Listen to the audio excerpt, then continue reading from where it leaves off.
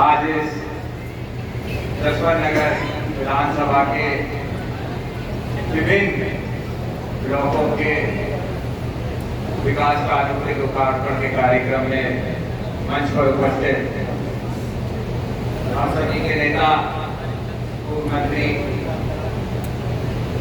Samajwadi party के बाद आदरणीय शिवपाल यादव जी, मंचासीन उपस्थित पूर्व मंत्री रहे बहुत बहुत सम्मानित आदरणीय रामसेवक जी,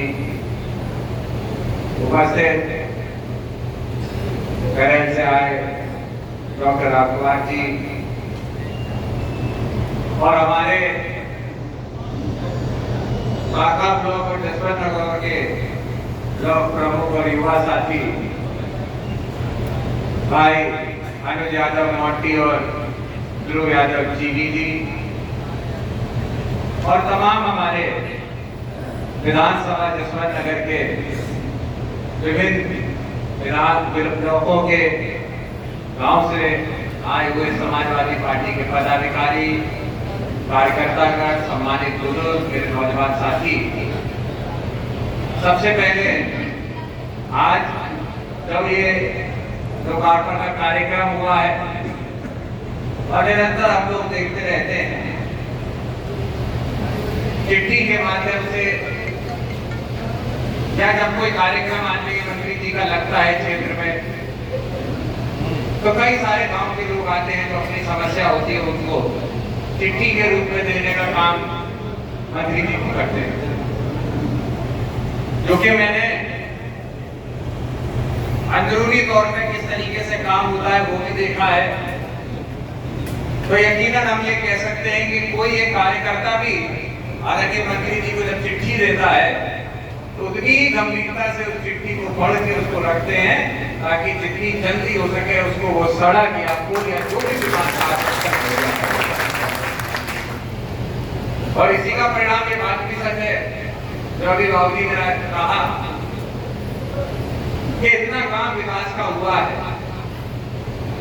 और ये हम जैसे युवा जो राजनीति में आते हैं, आगे बढ़ने की चाह रखते हैं,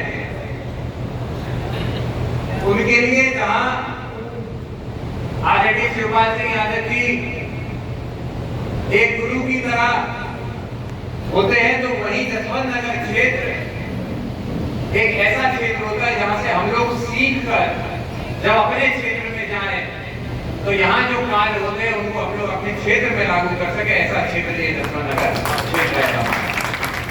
अभी आदरणीय रामसेवक जी ने बात कही और बहुत सही बात है कि भारतीय जनता पार्टी के लोग चाहे प्रधानमंत्री हो, चाहे गृह मंत्री हो, यहाँ तक के चाहे हमारे राजनाथ सिंह जी हो, कोई भी मंत्री हो, चाहे विधानसभा हो या बड़े से बड़ा मंच होता हो, कहीं झूठ बोलने में कोई कतराते नहीं है, कहीं भी पीछे नहीं है। तो इन्होंने बात कही, ये बात बिल्कुल सच है। लोकसभा के अंदर फ्लोर पे जब अपनी बात रख रहे हैं ऑपरेशन सिंदूर के ऊपर, तब ऐसी हास्यास्पद बात कहते ना अपने आप में कहीं आत्मचिंतन का विषय बन जाता है कि हम आप जिनके सरकार में जिनके नेतृत्व में हम लोग चल रहे हैं, देश चल रहा है, क्या उनको इतिहास का कोई जानकारी है कि नहीं? कल ही की बात ले लीजिए, राजापुर में जाइए, कल हम सभी लोग स्वतंत्रता दिवस के कार्यक्रमों में व्यस्त थे, तो प्रधानमंत्री जी क्या लाल किले पे बोलते वो हम लोग उस समय तो सुन नहीं पाते। शाम को जब हम आए कार्यक्रम करके तो हमने कहा देखे क्या क्या इन्होंने बोला। तो आप कल्पना करिए लाल किले जैसी ऐतिहासिक धरती जहां से जब प्रधानमंत्री बोलता है सिर्फ हमारा देश नहीं, अन्य जितने देश हैं उनकी सरकारें भी वहां के भाषण को सुनती है। जब लाल किले जैसी पावन धरती को प्रधानमंत्री ने झूठ बोलने से नहीं छोड़ा तो आप बताओ कौन सा मंच बचा उनके लिए। अब कल खुद कह रहे हैं कि इस देश के सबसे पुरानी एनजीओ या सबसे पुराना संघ राष्ट्रीय स्वयंसेवक संघ। जब ये इतिहास में ये लिखा है, अभी मान लें तो 1925 में आपके संघ की स्थापना हुई और 100 साल आपने पूरे किए। उसके बाद वो आगे बढ़ के ये कह जाते हैं कि राष्ट्रीय स्वयंसेवक संघ और उनके संघियों का देश की आजादी में बहुत बड़ा योगदान है। अब ये हंसी की बात आप बताओ है कि नहीं? मैं चुनौती के साथ कहता हूं इस मंच के माध्यम से, प्रधानमंत्री हो, भारतीय जनता पार्टी हो या जो 100 साल पुराना इनका संघ है, कोई ये दस्तावेज हमें ला के दिखा दे इनके नेता कोई जेल से हो जिस समय पर देश की आजादी की लड़ाई लड़ी है। सोचने वाली बात है। आपको कितने बड़े मंचों से झूठ बोलते हैं, क्या सच्चाई आरएसएस की नहीं आपको हमको सबको पता है। और उससे दुख हमें कब होता है कि कल जब मैं देख रहा था तो जो पेट्रोलियम मिनिस्ट्री है केंद्र की, उसने कल बधाई संदेश दिया अपने सोशल मीडिया पे। फोटो जैसे हम सभी लोग फोटो डालते हैं, बधाई संदेश देते हैं, ऐसे ही पेट्रोलियम मिनिस्ट्री ने भी स्वतंत्रता दिवस का बधाई संदेश दिया। कल्पना करिए उस बधाई संदेश के अंदर हमारे स्वतंत्रता सेनानी, इस देश को आजाद कराने वाले हर व्यक्ति के मन में, दिल में बसे हमारे बापू गांधी जी के जो फोटो थी, उस फोटो को नीचे लगाया और छोटा लगाया हुआ था। और जिस व्यक्ति ने उनकी हत्या की और हमेशा देश की आजादी के खिलाफ रहा, अंग्रेजों के साथ मिलकर काम करने की चिट्ठियां लिखी, अंग्रेजों से माफी मांगी, उसकी फोटो को गांधी जी के ऊपर लगाने का काम अगर किया तो इसी भारतीय जनता पार्टी। ये सोचने वाली बात। हम आप इस देश को लेकर कहां जा रहे हैं? ये भारतीय जनता पार्टी के लोग वही जो बात अभी मंच में पूर्व में कही गई, वोट को लेकर के, एसआईआर को लेकर के हम लोगों ने खुद प्रदर्शन किया और हम लोग तो शांतिपूर्ण तरीके से जाना चाहते थे चुनाव आयोग। और चुनाव आयोग चिट्ठी लिखता है कि हमारे चुनाव आयोग के ऑफिस में इतनी जगह नहीं है कि हम 200 या 300 सांसदों को बैठा पाए, इसीलिए हम 30 सांसद बुलाते हैं। तो हम लोगों ने कहा कि ठीक है 30 सांसद अंदर ले लेना, बाकी 270 बाहर खड़े रह जाएंगे, कोई दिक्कत नहीं है। लेकिन उसके बावजूद बैरिकेडिंग करा के सबसे बड़े लोकतंत्र के चुने हुए सांसदों को रोकने का काम बैरिकेडिंग में पुलिस द्वारा भारतीय जनता पार्टी ने कराया। ये हमारे आपके अधिकारों का हनन है। वही इस देश को तानाशाही की ओर ले जाने की एक मुहिम भारतीय जनता पार्टी चलाने का काम कर रही है। जब हमारा वोट नहीं होगा, हमारे लोगों की इस बात में से नहीं होगी कि सरकार किसकी बननी है किसकी नहीं बननी है, तो ये देश तो तानाशाही की ओर चला जाएगा। इसीलिए जब बात होती है 65 लाख वोटों की बिहार की, तो भले ही बिहार के समाजवादी पार्टी आज चुनाव ना हो, लेकिन कल को जब यूपी में भी चुनाव सत्ता इसमें होगा तो यही फार्मूला अपनाने का काम बीजेपी यूपी में भी करेगी। ये मैं आपको बताना चाहता हूँ। ये पायलट प्रोजेक्ट होता है इसका। अगर आप देखेंगे तो पूर्व में जब उपचुनाव हुआ रामपुर का, तो किस तरीके से बेईमानी की गई, वो एक पायलट प्रोजेक्ट था। रामपुर के बाद कटहरी और गुजरकी का जब चुनाव हुआ तो जो रामपुर में किया गया था वही इन चुनाव में उपचुनाव में कटहरी और गुजरकी में किया गया। एक विधानसभा में मंत्री जी प्रभारी करके गए थे, एक विधानसभा में मुझे सौभाग्य मिला था प्रभारी करके जाने का। हम लोगों ने वहां काम किया तो पुलिस ने इतना भय बना रखा था कि जो वोटर था वो हम लोगों की बात पर सुनने में, घर से निकलने में डरा था। तो ऐसे में कहां निष्पक्ष चुनाव हो जाएगा? और इसीलिए हम लोगों को जरूरत थी कि उस दिन जब हम लोग बैठ प्रदर्शन में तो उन्होंने मालूम किया, लेकिन वो ये बात बोले कि हम लोग समाजवादी हैं। अन्य पार्टी की नहीं कहूंगा किसी, लेकिन एक बैरिकेडिंग, 2 बैरिकेडिंग, ग्रीन बैरिकेडिंग, आप बताओ इतिहास कब आए कभी समाजवादी पार्टी को रोक पाए? और जब आपकी ताकत से इस देश की सर्वोत्तम संसद में आपने हम लोगों को भेजा है, तो हम तो यही मानते हैं कि अब आपकी इज्जत, आपके सम्मान बचाने की जिम्मेदारी अब हम लोग की है। उसके लिए हमें लड़ना हो, जेल जाना हो या पदों को छोड़ना पड़े, वो भी हम लोग छोड़ने में कहीं कोई गुरेज नहीं है, क्योंकि ये लड़ाई अब अस्तित्व की है और भविष्य की है। 2047 तो छोड़ दो, ये लोग 47 का लॉलीपॉप औला दिखाते हैं, लेकिन आज वर्तमान में देश में क्या हो रहा है ये भी कोई इससे पूछ के देखे। नौजवानों की बेरोजगारी की हालत क्या है, और प्रधानमंत्री तो जब आते हैं बड़े बड़े आंकड़े देके जाते हैं। यहाँ तक कि विधानसभा के अंदर मुख्यमंत्री जी अभी जब विधानसभा में चल रही थी तब आंकड़े दे रहे थे, कह रहे थे उत्तर प्रदेश में लॉ एंड ऑर्डर की व्यवस्था इतनी सुधर गई है कि अब कोई दिक्कत ऐसी नहीं।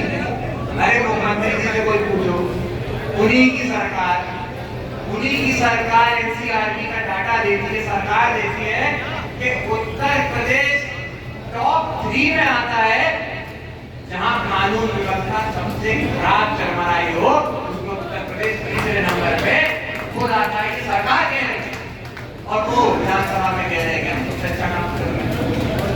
तो ये हवा बनाने का काम इन लोगों ने किया।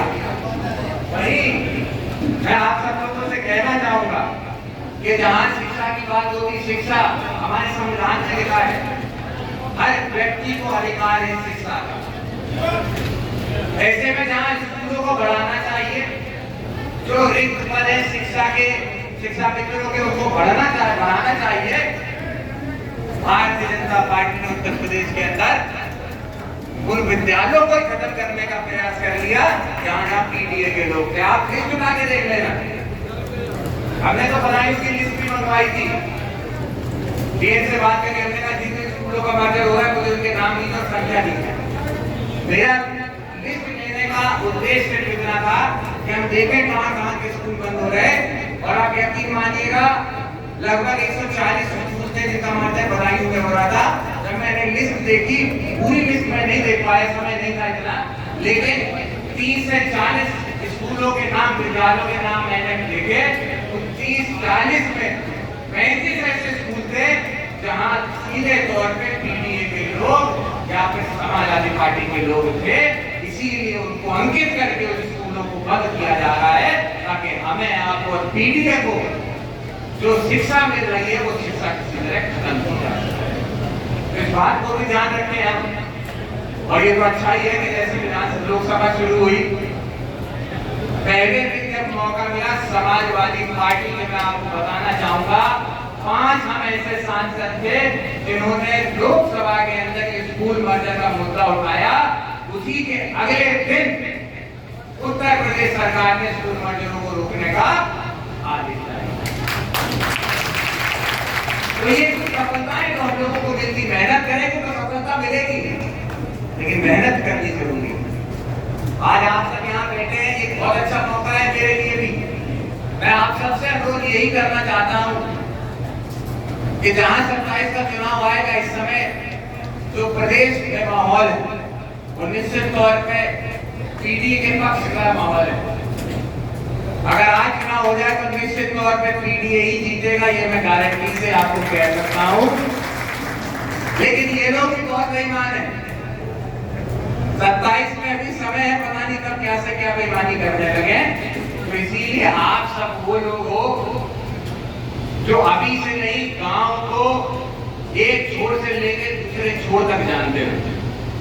तो हमारे यहाँ पे पोलिंगों में किनके वोट बढ़ रहे हैं, कैसे फर्जी वोट बढ़ाए जा रहे होंगे, कैसे अपने लोगों के वोट बेईमानी से काटे जा रहे होंगे, इस पे भी हमें आपको नजर रखने की बहुत ही ज्यादा जरूरत है। ये बात सही है कि जसवंत नगर अपने आप में वो एहतियाती करती है जहां ये कितना प्रयास करते ये सफल कभी जीवन में नहीं हो सकते, इस बात का मुझे पूरा भरोसा है। लेकिन हमें किसी लड़ाई में बोलने को तैयार रहना। और यही कहूंगा कि अभी बात हो रही थी कि किस तरीके से हम लोगों ने जब ताका जुड़ा तो कितना काम आने मंत्री जी ने कराया। मैंने खुद देखा था उस समय जब ताका जुड़ा तो महीने के कुछ ऐसे दिन भी होते थे जहां हम लोग गाड़ी तक से ताका में घूमने नहीं जा सकते थे। बाढ़ में इतना पानी आ जाता था, खेत के खेत और गांव के गांव डूबा जाते थे। और वो दिन है, आज का दिन है, पूरे ताका में सड़कों का ऐसा जाल बिछाया। जब सरकार ने, मंत्री जी ने अपने द्वारा, मुझे खुद पता है, एक बार में लिस्ट जाती थी, ताका के 100 से ज्यादा गांव को बिजली से जोड़ने का काम एक बार में अगर किसी ने किया, समाजवादी पार्टी आजादी के बाद सड़कों की तो बात है वो आपके सामने, बिजली है, विद्यालय है, अस्पताल हो। और आज तो सबसे बड़ी समस्या है जो इस क्षेत्र का या इस प्रदेश का आदमी जो तहसीलों में, थानों में लूटा जा रहा है, घूसखोरी के नाम पर बिजली विभाग में लूटा जा रहा है, मंडियों में किसान लूट रहा है। ये सब उस समय किसी की हैसियत नहीं होती थी जब समाजवादी की सरकार होती थी कि किसी किसान को लूटने का काम कोई भी मंडी का अधिकारी नहीं करते। डर था भय, आज डर और भय पूरी तरीके से खत्म हो चुका है। तो इसीलिए हमें देखना होगा। और ये भारतीय जनता पार्टी में बता दूं, जैसे इनका समय आया था उगने का, तो अब इनका समय आ गया है टूटने का। आप देख रहे हैं धीरे धीरे कितने काम भारतीय जनता पार्टी कर रही, कहीं ना कहीं जनता के विपरीत या जनता के खिलाफ जाके ही काम करने कर रही है। वहीं आपने ये भी 24 में देखा, हम लोग तो उत्तर प्रदेश में समाजवादी पार्टी देश की तीसरे नंबर की सबसे बड़ी पार्टी बनी, तो 2024 के पीडीए के नारे के साथ 37 सांसद हम जीते देश की। वहीं एक और बड़ी चीज हुई,